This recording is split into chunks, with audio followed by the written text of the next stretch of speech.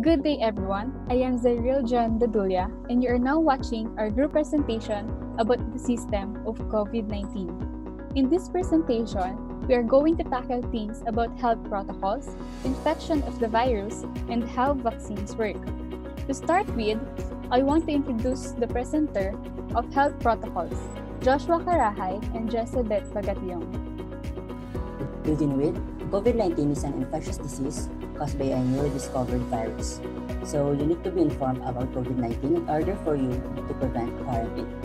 Here are the health protocols implemented by the government to avoid and lessen the possibility of transmission of this said disease. First, social distancing. Keeping your distance from other people is exactly what social distancing is. Stay at least 1 meter away from others. The respiratory droplets from a cough or sneeze are thought to travel, so protect yourself by staying out of range and make an effort to avoid crowds like riding a bike instead of taking public transportations. Second, wearing face mask and face shield.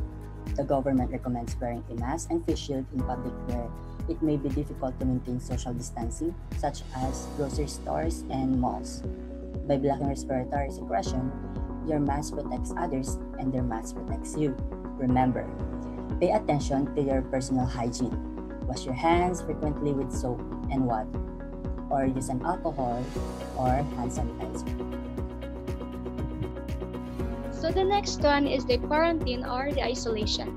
It is a public health protocol used to protect the public by preventing exposure to people who have or may have contagious disease. It can be classified in either self-quarantine or community quarantine. So what's the difference between the two?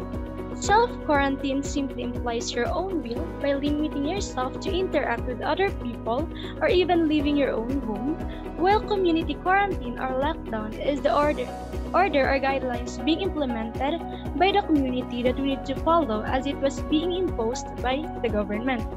So implementation of this protocol brings a great impact in our life. For those who have frontliner family members usually have the problem of longing. As obligation as it is, it's their duty to be fulfilled and we can do something about it. There is also this feeling of boredom which leads everyone to be involved in social media. As we observed in this time of pandemic, social media plays a vital role in our life as a student, teachers, professionals, or even non-professionals.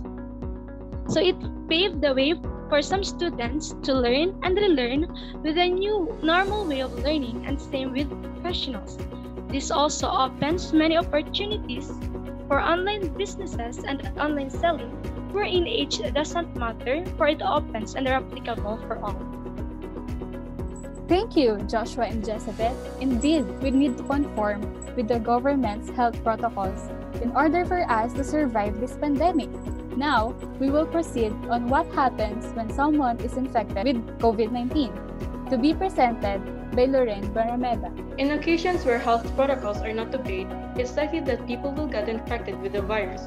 There are also instances where people obey the protocols, but others are just too careless about their surroundings, and so help spread the virus.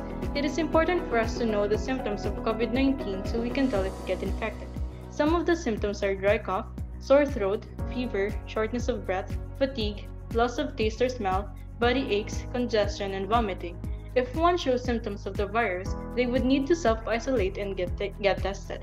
It is also necessary to tell the people they've been in contact with that they might have the virus. This allows everyone to observe health protocols and so prevents the spread of the virus. However, there are cases where some may not show symptoms. Asymptomatic patients are still contagious and need to be tested also. As the world's beacon of hope and healing, the frontliners continue to aid those who need it while putting themselves at risk. They accompany the patients to their recovery. Recovery takes from weeks to months, and some of the patients need intensive care. According to CNN Health, as of 6:45 a.m. EST of March 25, 2021, there are a total of 124,894,108 COVID-19 cases from 219 countries and 2,745,702 deaths. Thank you, Lorraine. Isn't it terrifying to know that death is associated with COVID-19? That is why it is essential for humans to get vaccines, especially those people like senior citizens and frontliners who are more susceptible to acquiring the virus. In consequence, Patricia Minimo will tell us how vaccine works. Good day, everyone. So before we discuss how vaccines work, we first need to understand how our immune system defends itself against contagious diseases.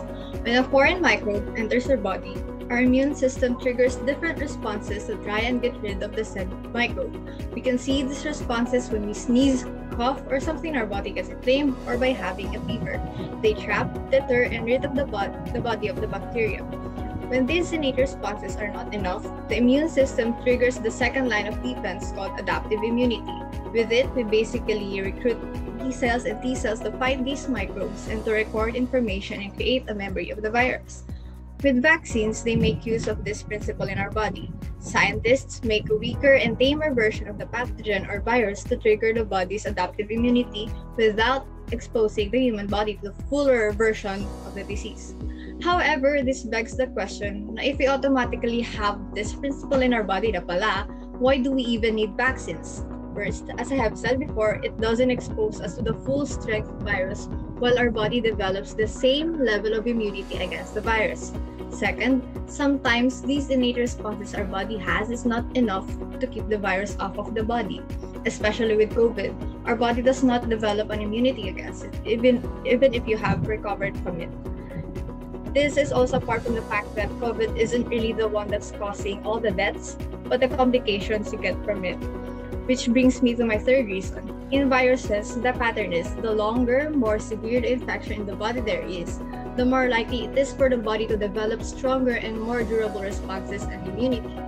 This is why we do not really develop an immunity from flu and the likes. The same with COVID, because the pathogen is not really a strong type. All it brings is a mild infection. These mild infections, however, trigger complications in the different parts of our body. This is why people with underlying health issues and the elderly are more susceptible to COVID. That sums up our presentation. Hope you have learned and understand our model. Keep safe and be responsible, not only to yourself, but also to the people around you. Thanks for watching.